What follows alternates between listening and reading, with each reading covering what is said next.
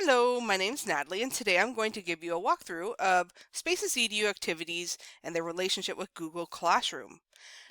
My starting point here is in SpacesEDU in creating an activity. I do have a few callouts that I'd like to make. The default is sending or publishing your activity or student submissions to the class space. In this case, I have changed it to the one-to-one.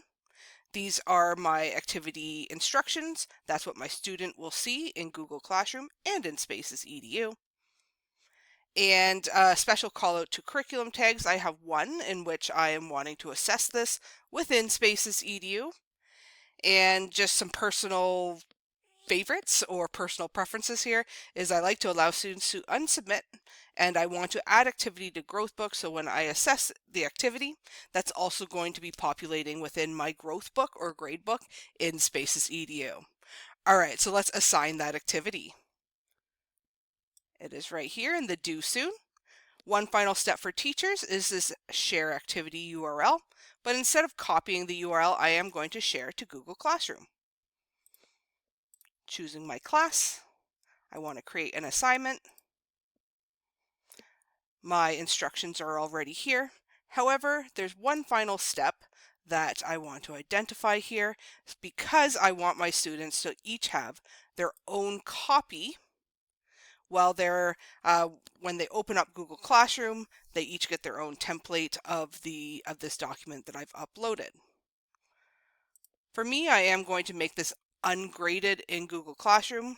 You don't have to, but I do want to do all my assessment in SpacesEDU. Assign. It does take a moment here. But if I was to go to my Google Classroom,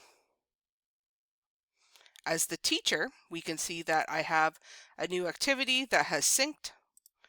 I can see the instructions that student has, that they have, and then I also have my template here that each student has their own individual copy of now. Jumping over to a student account, as a student, I can see, woohoo, I have a new assignment. And in here, I know that this is my template that I am going to be working off of. I'm not going to do a bunch of typing in front of you because I lose all abilities when I have an audience. But with this, as the teacher, we can see in my unicorn class of one student, I can access this work. And I can also be providing feedback to my student in a live version of our Google document here. So it does keep that collaborative element there. Not to ping pong too much here, but I am going to go into my student account and I am going to turn it in Google Classroom. This doesn't turn it into SpacesEDU. So there is an additional step for students if they were to go to their activities.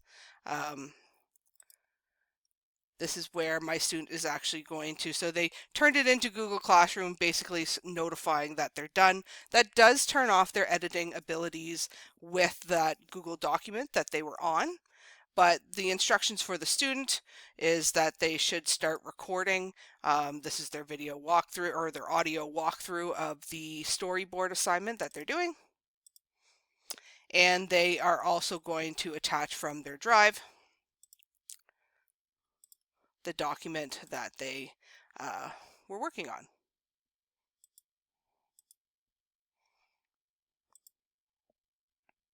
And here we can view that lovely test work. All right, so my student is done. They can add a comment, question, etc. See, I lose my typing abilities here. That is, so let's just pretend that's for real there, and they could submit. All right, as their teacher in SpacesEDU, awesome. I can see that one student has submitted. I can go in, I can listen to their audio recording, check out their work. I can see that they had a comment or a question. I could reply back to that. I am going to add an assessment score here, and this is just one student, so I don't have other students to be going through. So I am going to here and now post this submission choosing to include those comments that I had added, and also the students' comments. And when I go into their space, we can see that that student, this is their published work. We have a body of all the different replies and questions, replies, so we can see that additional reflection here. And then they do have a visual for developing a portfolio. One final step that I am just going to check out here is go to my growth book. Just going to increase this. And my one student that this has been assigned to, we can see that my growth book assessment does appear, my activity assessment does appear in my growth book. All right, that's everything for today, but if you have any questions, don't hesitate to reach out to our team. We are always happy to help.